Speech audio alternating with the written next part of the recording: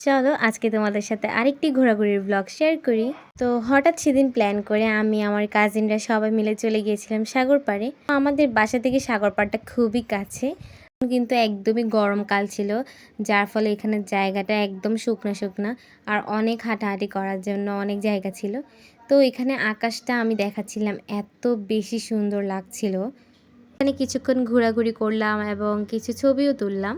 আমরা তিনজন মিলে মেহেদি দিয়েছি আর তোমাদেরকে একটু মেহেদিও দেখিয়ে দিলাম। তো যাই হোক, এরপরে এখানে অনেকগুলো স্টল ছিল, ওখানে কিছু কিছু দেখলাম, বাট কিছু পছন্দ হয়নি। তখন কিন্তু প্রায় সন্ধ্যা হয়ে গিয়েছিল, তাই আমরা বাসার জন্য রওনা দিয়ে দিলাম। আর যে রাস্তাটি থেকে আমরা যাচ্ছি সেটা এত বেশি সুন্দর আর এত সুন্দর বাতাস হচ্ছিল, তো এই রাস্তাটা আমার খুবই ভালো লাগে। বাসায় আসার সময় আমরা ফুচকা খেতে গিয়েছিলাম। আর এখানে ফুচকাটা আমার অনেক বেশি পছন্দের, কারণ যখন আমি স্কুলে ছিলাম তখন এখান থেকে অনেক বেশি ফুচকা খাওয়া হতো। এখন যেহেতু এই রাস্তায় আসা হয় না, তাই ফুচকাগুলো আর খাওয়া হয় না। তো সবাই মিলে গল্প করতে করতে ফুচকাটা খেলাম, অনেক বেশি মজা ছিল ফুচকাটা। অনেক বেশি ঝাল খাওয়ার পর এরপর একটা আইসক্রিম খেতে খেতে বাসায় চলে আসলাম।